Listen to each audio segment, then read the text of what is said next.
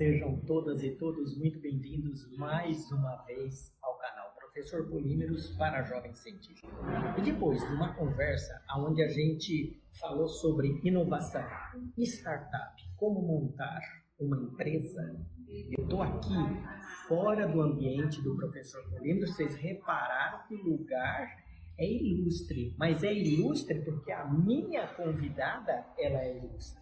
Eu estou aqui com a artista plástica Odila Fonseca, que é um grande prazer ter você aqui no nosso canal. Para gente que acredita que ciência, tecnologia e a questão da interdisciplinaridade ligadas à arte é muito fundamental. Eu quero te agradecer de você estar aqui no canal. A Odila, para quem não conhece, é uma artista plástica, é uma jovem artista plástica de 81 anos, com uma excelente formação, exposição em diferentes lugares no mundo, que eu sei, com as obras de artes famosas, né? Eu quero aqui, primeiro, agradecer. Tudo bem, Odila? Tudo bem, professor.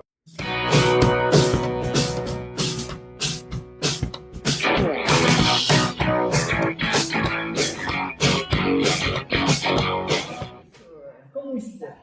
Eu quero te agradecer muito de você estar aqui com a gente. Quem agradece sou eu, né? Porque realmente, primeiro tocar nesse assunto que você está trazendo, né? Da gente poder estar conversando sobre isso, eu acho fantástico. E ó, você que está nos assistindo, fica aí porque nós estamos no final dessa conversa. Nós vamos mostrar o quê?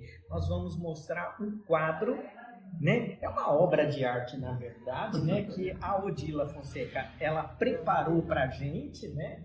Levando em consideração o quê? A questão das matérias-primas secundárias, conhecida como resíduo, né? Porque Odila, também minha colega de hidroginástica, né?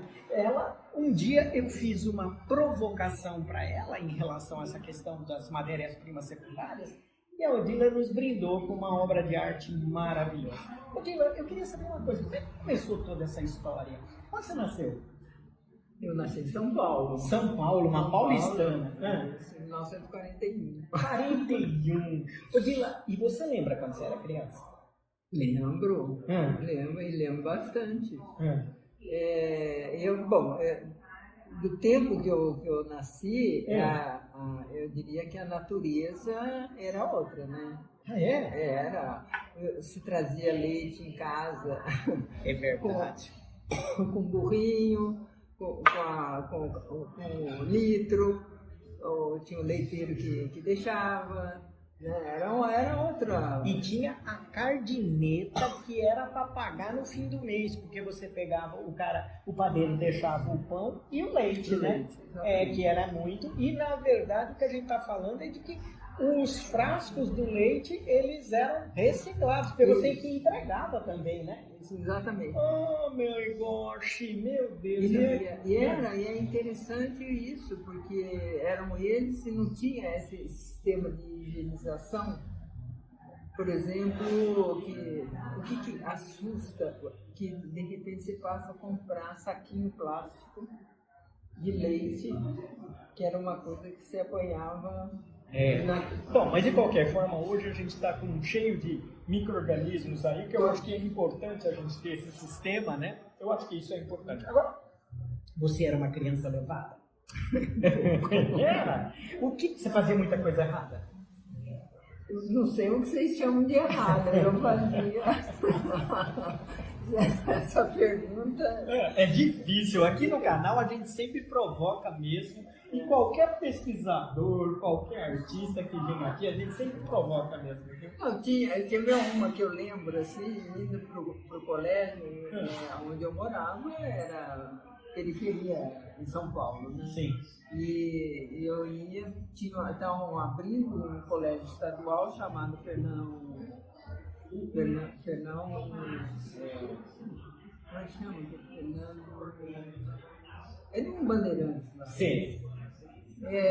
Esqueci o nome. Faz dele. E era tudo de tábua e tudo de terra. Então tinha chovido e eu fui pulando nas taubas, como diria não, antigamente. onde tinha poça, né? Poça de lama. Sim. Tinha aquela lama que vinha aqui, meu pai andando atrás. De repente eu escorrego naquilo lá, mas eu fiquei catando pela orelha, voltei pra casa, minha mãe ficou olhando assim com a cara de pena pra mim, eu passei um dia de castigo, né? Ali foi uma coisa que disseram que era errado, mas era uma brincadeira. Uma coisa né? simples, né? Agora, Odila, fala. Eu não sabia as consequências, né? De dar pulo na lama. Bom, eu sei que vocês devem estar estranhando, aqueles que estão acompanhando a gente aqui, ó, só a Odila para tirar a gente lá, o canal Professor Polímeros, do estúdio, né? Porque ela é uma pessoa que, entre aspas, nos provocou também, já que a gente provocou ela para produzir uma obra de arte com os resíduos, né? Com os materiais, as matérias-primas secundárias. Odila, por que você foi para as artes plásticas? Então, eu, na verdade, eu comecei minha vida profissional. Bom, primeiro eu tenho um legado de família. Você sabe que as artes estão ligadas muito à ciência antigamente, né? Minha mãe era artista, minha avó também. E elas trabalhavam para cientistas, né? E faziam aquelas incursões e tal. Meu avô é que não deixou mais a minha mãe ir, porque por ela ia, né? Mas teve um período aí na transição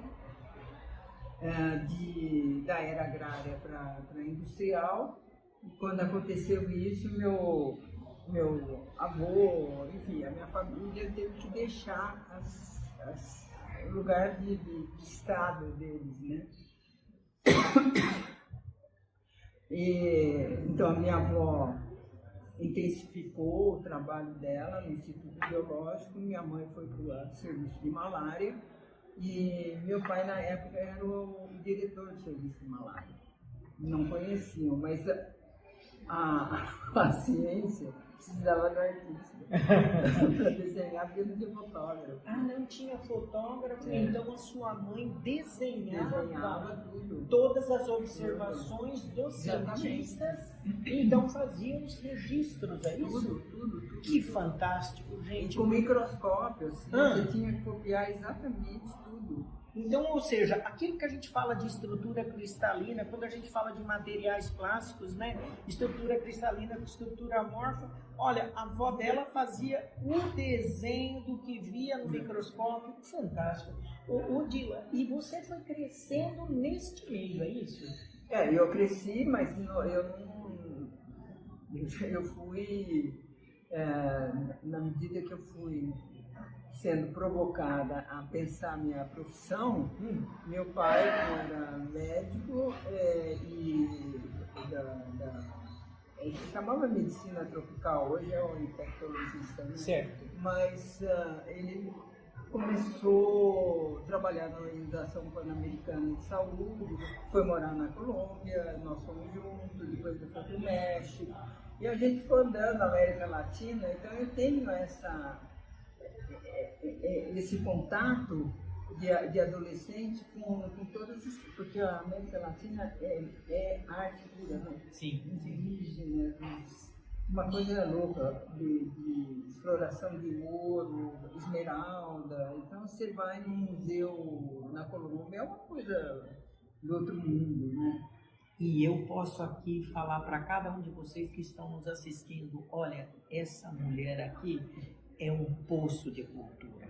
Eu sempre procuro conversar porque eu aprendo muito com você. Agora, eu queria saber uma coisa. Quando você, então, começou a ter o seu processo formativo, esse foi formal? Você fez um curso de artes?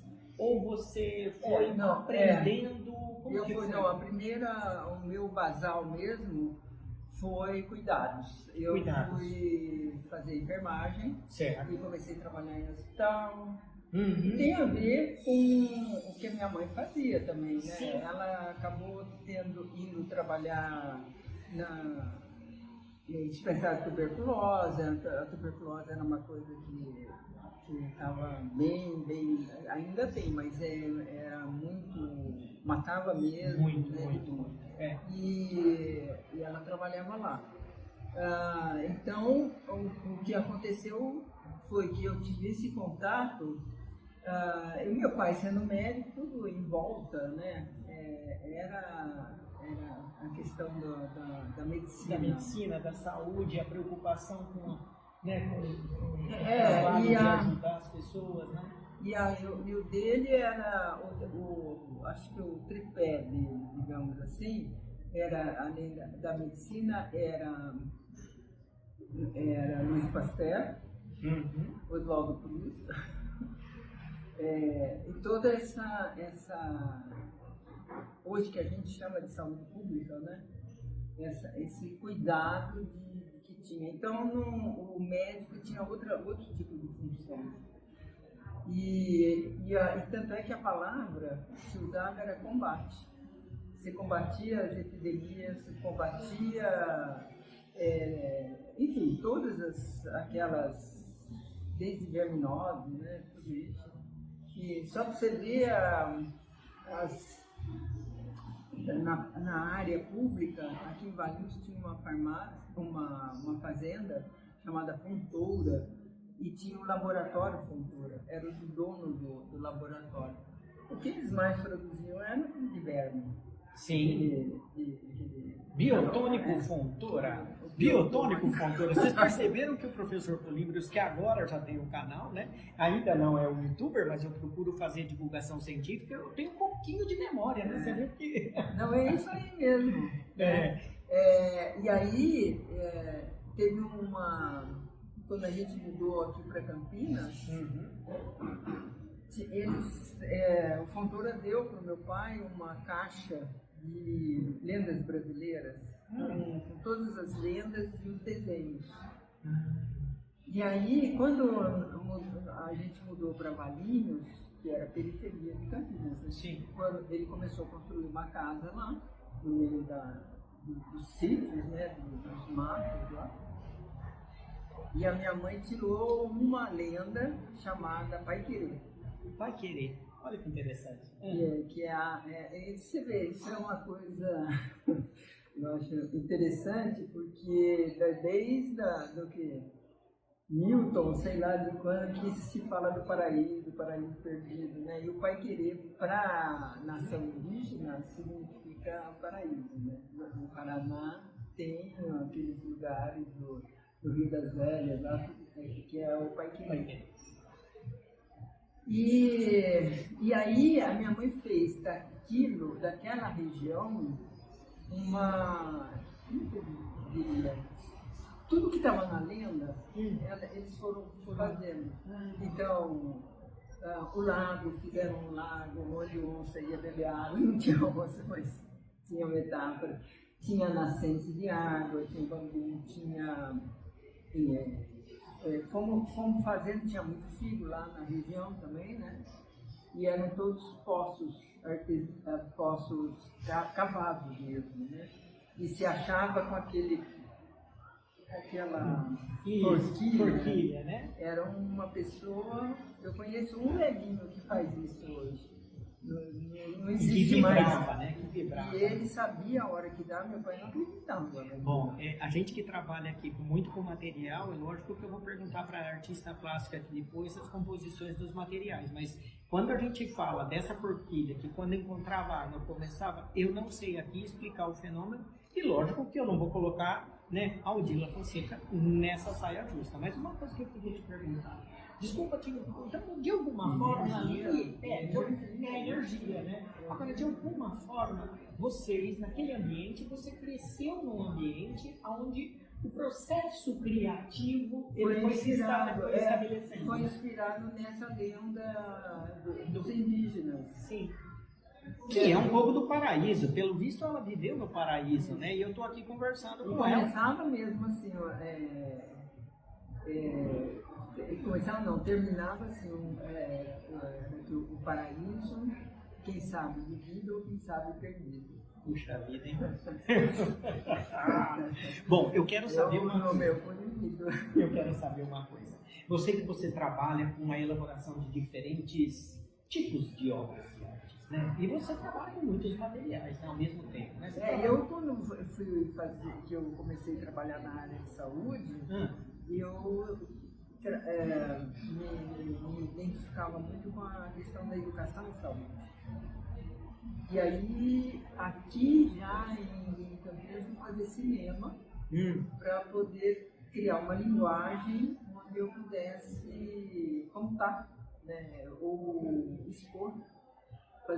Eu gostava de cinema, porque também era criação. Então você tinha que pensar cenários, você tinha que estudar os cineastas, as obras de arte, as famosas, né, obras de arte famosas. E depois nada disso é tão à toa assim, né? Porque a influência dos impressionistas na minha vida foi muito forte, da minha avó. Certo. E o trabalho com luz, né? Eu ficava sentada no lago lá com a minha mãe, ela me ensinando a olhar a luz, aonde que batia a luz, como que fazia a luz, entende? Então isso era meu castigo, eu virava no... Vejam só, o castigo da artista plástica tinha a ver com o processo de aprendizagem, em que nas suas obras de arte, nos desenhos, aonde colocar a luz, aonde colocar, né? Eu quero contar até porque eu em matemática entrava com 0 e saía com 2. Não. Aqui no canal a gente sabe que muitos dos nossos você vai entender por que nessa obra que eu fiz tem essa questão da geometria do sagrado. Porque isso permeou a minha vida, foi um desafio. E de repente eu vi que era apaixonante, que a matemática e a geometria são, né,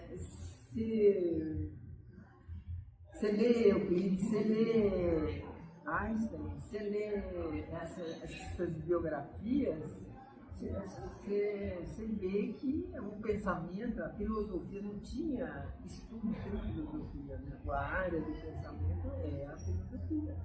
E aqui a gente está rompendo um pouco com a fronteira da ciência, vocês perceberam, né? O professor Polímero está trazendo aí, não é mais a interdisciplinariedade, a multidisciplinariedade, porque falando aqui com a Odila, ela já está nos fazendo entender que também, né, a própria ciência e a filosofia estão todas interligadas, né? E eu acho que esse processo é fantástico, né? É maravilhoso. Eu acho, assim, me dá muita tristeza assim, quando eu me lembro da ditadura. O tanto que a gente lutou a maneira de falar, a maneira de fazer, o medo, né? Isso foi em 64, que aqui encostado. Sim. Mas a gente tinha muito medo, né?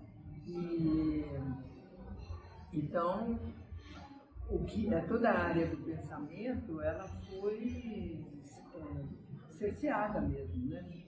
E tanto é que as primeiras unidades de saúde, elas começam inspiradas no Cazaquistão soviético. Por isso que essa reforma sanitária, essas coisas, ela veio imbuída de como se cuidava sem ter a ciência toda, aquela ciência toda, né? Então, tinha muito conhecimento, o saber das pessoas que moravam onde não tinha recursos, elas mesmas descobriam na planta, então, em vários lugares, nos lugares de clima assim, extremo, né? Sim. De coisas extremas. E aí eu acho que isso tudo veio misturando, assim, que hoje você vê o medo que as pessoas têm do vermelho, né? É uma coisa, porque foi assim, a história foi isso, entendeu? Agora, eu queria entender uma coisa. Então, é óbvio que quando a gente fala, né, dessa questão da ciência, da filosofia, nós estamos trazendo aqui, né, processos reflexivos, né, e que, de alguma forma, na história da ciência, a gente pôde verificar, né, que muitas descobertas elas saíram daqueles modelos, né, de descoberta ao acaso e foram sendo construídos. Eu quero, de alguma forma, perceber e saber um pouco como que é o processo de construção, eu poderia chamar de construção, da sua criação. Porque eu sei que você tem várias obras importantes, né?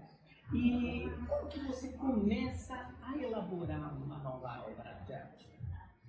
Olha, eu vou dar como exemplo essa última, assim, né? Que nós vamos ver daqui a pouquinho, né? Exatamente. Porque é uma coisa que eu tomei consciência de que o conhecimento está dentro de você. O pensamento, ele existe e tem alguém que... Você, por exemplo, é uma pessoa que cria pontes do conhecimento, né? Eu, em química, eu tinha dificuldades. Olha o professor Polímeros fazendo história aqui com a nossa artista plástica famosa. Eu não tinha, você está vendo porque que eu me apeguei a nossa aula lá de hidroginástica, da hidroginástica, porque ali saiu o papo e ia dando, a gente estava em movimento aqui, flutuava junto, né? O que é uma vantagem, hoje se sabe, vai no Vale do Silício, eles têm aquela bicicleta que vai rodando, porque a reunião é naquela bicicleta, você vai andando fazendo exercício, né? Porque para o movimento... Nossa, é muito bacana isso que você traz, até porque quando a gente estava, né, ela é minha colega de hidroginástica, né, que é uma menina de 81 anos, e olha, ela dava um banho na gente, e claro que a gente ali lógico, ficava tentando aprender com isso. Então, de fato, Odila, quando você fala, então, que na verdade a gente tem interiorizado algo que a gente quer expressar, isso, e que esse processo está interiorizado, ele vai se construindo, né, ao longo das nossas vivências. É um pouco isso, né? Sim, eu acho que tem uma diferença, assim, quando você coloca como propósito na sua vida que você quer aceitar esse desafio e vai fazer. Então, você faz os desenhos, você vai ver que você vai fazer... Eu desenhava muito cavalo e desenhava bem. Hoje, se eu for desenhar, eu não desenho bem, porque eu me afastei desse movimento com a mão, com o cérebro, enfim. Mas se eu voltar a mexer, eu vou conseguir fazer. E sobretudo a observação, né? Isso acho que a criança tem muito. Sim. Minha filha, por exemplo, trabalha com esporte paralímpico e as pessoas traumatizadas, que foram amputadas, elas usam uma perna, né, artificial. E quando elas sentam, elas tiram do lado. E eu me lembro de uma criança que olhou assim, olhava dentro, olhava fora, olhava para entender como que era ele sem perna, de repente está com perna, ou ir buscar como que a perna nascia dentro daquele buraco que ele tinha que pôr o topo, né? E assim, então tem uma coisa da observação da criança que a gente tem que aprender. Isso foi uma das coisas que, na verdade, eu aprendi como professor de arte mesmo, o Charles Watson. Ele sempre falou, quando eu quero criar alguma coisa, eu tenho que procurar como criança. Daquilo que você não sabe nada. Sabe? Ó, fica aí uma dica para aquele pesquisador que está nos ouvindo, né, e que tentar encontrar suas descobertas, né, porque a Odila Fonseca está trazendo para a gente que o processo de observação, e mais precisamente, ou mais exatamente, ela está nos dizendo assim, olha, tira as barreiras, né? E observa como criança, né? Na verdade, de uma forma pura e não viciada, né? Você tenta observar. E a gente que trabalha com materiais, eu acho que é isso que a gente tem que fazer quando a gente olha para o comportamento do material, quando olha para a estrutura. No fundo, né, a gente está trazendo aqui essa aula que a professora Odila Fonseca está nos dando, onde ela faz essa observação. Tem muito a ver com a minha experiência de vida. Se lembra, na ditadura sumiu esse contato com a área da ciência, da educação, né?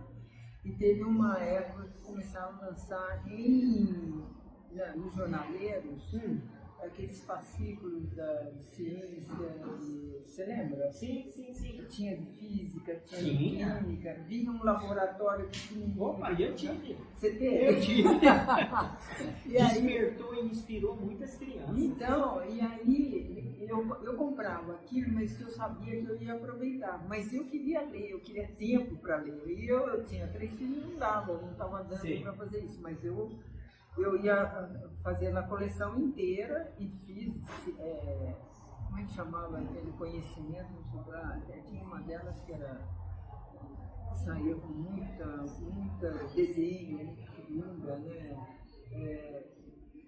E tinha uma de física que tinha um carrinho, uma bolinha, você soprava, punha atrás e o ar empurrava o carrinho, não era isso? Sim. Eu nunca tinha brincado com aquilo.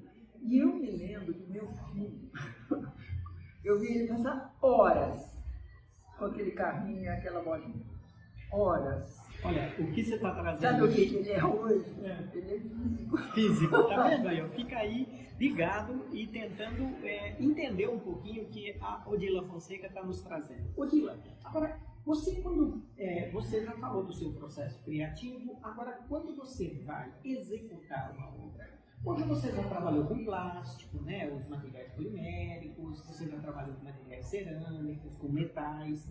Hoje você tem essa experiência em fazer, né, uma obra, né, levando em consideração as diferentes características dos materiais, né? Como é que você fala um pouco sobre isso? Como que você escolhe cada um desses materiais? Então, o que eu fiquei mais tempo foi em pintura, né? Pintura. Que eu observava bastante também por causa de avó, de mãe e tal. Mas depois que eu comecei a fazer cinema, entrou o filme, né? Sim. E aí entrou o VHS. E aí vieram todas essas tecnologias. Eu mexia muito por aí. E aí, quando eu tive que fazer já umas coisas mais concretas, aí eu vi a dificuldade, a diferença entre o digital e você fazer, e aí eu comecei a gostar de mexer mesmo, fazer com argila, mexer com argila, ver como que os artistas trabalhavam, e eu vi que não era fácil amassar a argila, e o bem que faz aqui para a força da mão, né? E da forma, a questão de dar a forma. E a escultura, por exemplo, eu acho assim, o dia que eu cheguei na Itália e vi Davi, eu chorei. Olha, que emoção. Bom, é lógico que a gente não vai tomar muito tempo, porque a gente sabe que ela é muito importante, muito ocupada, né? Ela nos deu uma entrevista também, nós estamos indo agora lá para o Teatro Castro Mendes, né, onde ela está expondo uma obra de arte que foi inspirada numa conversa dentro da piscina, né? Foi, exatamente. Então, você vê, se você olhar, na verdade, a composição já está ficando muito visível, né, do meu material. Quando você pergunta do material, eu tenho essa coisa indígena, Eu fui pedir para um fotógrafo fazer uma fotografia para eu ter a minha fotografia profissional. Certo. Atualmente, como eu tinha da Unicamp, da enfermagem, eu queria ter uma agora nesse momento da minha vida. Ele falou, Odila, você tem que pegar daqui. E ele falou nesse quadro, os seus elementos são aqueles. Olha que bacana. Então, vem na minha identidade, vai ser assim, se for um 3x4, não sei o que ele vai criar, mas vem com isso, entendeu? Então, os meus materiais têm a ver com a natureza e com, talvez assim, pelo fato de eu ter minha jovialidade toda, eu me sinto muito atraída assim pelas as plantas, as que estão nascendo, as que estão, mas essas plantas quando elas vão envelhecendo, por exemplo, essa folha da imbaúba, eu fui ficando assim como ela mexeu comigo, com a minha identidade. Porque você vai ouvir a história, no final dessa entrevista você vai ver, eu não vou dar aqui um spoiler, né? Mas você fica aí, veja a obra de arte e ela vai nos explicar qual foi o processo criativo que ela teve, bem como ela elaborou isso aqui. Odila, olha, eu quero te agradecer muito de você ter dado essa entrevista, porque eu sei o quanto você é importante, para nós é uma grande satisfação tê-la aqui no canal. E eu queria também te pedir uma coisa, você poderia deixar uma mensagem para o jovem, de uma maneira geral, o que você gostaria que você olhasse para eles e falasse assim, o que você acha que nós estamos querendo deixar de mensagem hoje aqui? Olha, eu vou me inspirar neles mesmo. Quando foi a Bienal do Livro, estava fechando a Bienal e tinha uma fila de jovens de ensino médio enorme. E eu fiquei assim, instigada a entender o que eles ainda estavam fazendo, fechando as portas e eles não saíam lá de dentro. E que tinha um autor que estava lançando um livro de bolso, pequenininho. Eu falei, gente. Então eu fui ver, comprei esse livro, é do Siddhartha Ribeiro, e ele deixa uma mensagem, como os índios também deixam, né, de que no andar atual da ciência, eu acho que é fundamental e o nosso canal e por isso essa coisa que você me trouxe me pegou e eu me inspirei nesses jovens e fui procurar e tanto é que no meu catálogo eu ponho essa frase do Siddhartha Ribeiro. Ele é um cientista, neurologista, e ele tem uma explicação desde o início do Homo sapiens. Então, você começa a ver a evolução e por que precisou essa agressividade, essas coisas, o que é o processo civilizatório, entendeu? Que era porque precisou muita força, muita selvageria, no sentido e essa parte do cuidado, que você tem que cuidar de quem fica para trás. Então, quando você vê a nossa sociedade, que tem não sei quantos milhões de pessoas passando fome, morando na rua, e se você não cuidar disso, você não está dentro de um processo civilizatório, não é? Bom, eu acho que é muito, eu quero te agradecer muito, né? Lógico que nós estamos... e eu quero também que nós estamos indo agora lá para o Castro Mendes, onde você vai ver a exposição, tá certo? Da obra da Odila, e aí a gente volta para despedir de vocês, tá bom?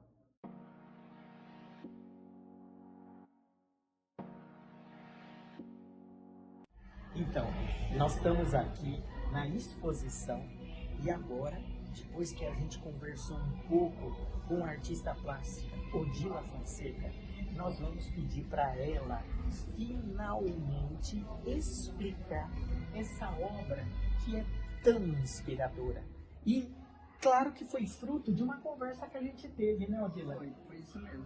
E me conta um pouquinho do que aconteceu, como é que foi o processo de criação. Eu acho que o primeiro foi ter ficado dentro de mim um desafio que você fez numa aula de hidro, né? Nós estávamos fazendo e você comentou dessa proposta de que a gente poderia estar juntando a arte e os catadores de lixo. Então aquilo ficou na minha cabeça, eu achei desafiador demais, né? Mas quando eu estava em Santa Catarina, eu estava andando e essa folha de imbaúba caiu do meu lado, mas ela tinha acabado de cair, então ela era verde, enorme, e eu catei ela, peguei a folha, andei com ela, brinquei com o cachorrinho que estava do nosso lado e tal. E como eu já tinha andado na praia na véspera, eu consegui essas conchas. Voltamos no mesmo lugar, que olha que café bonito que você escolheu, hein? É porque a artista aí, ela é muito famosa, então eu tenho que vir aqui para me despedir de vocês e dizer o seguinte, se você gostou dessa entrevista com a Odila Fonseca, uma artista plástica renomada, por favor, compartilhe essa entrevista e também não esquece de se inscrever no nosso canal. E se você também ainda não acompanha a gente no Instagram, Professor Polímeros no Instagram. Então eu vejo você no canal Professor Polímeros para Jovens Cientistas.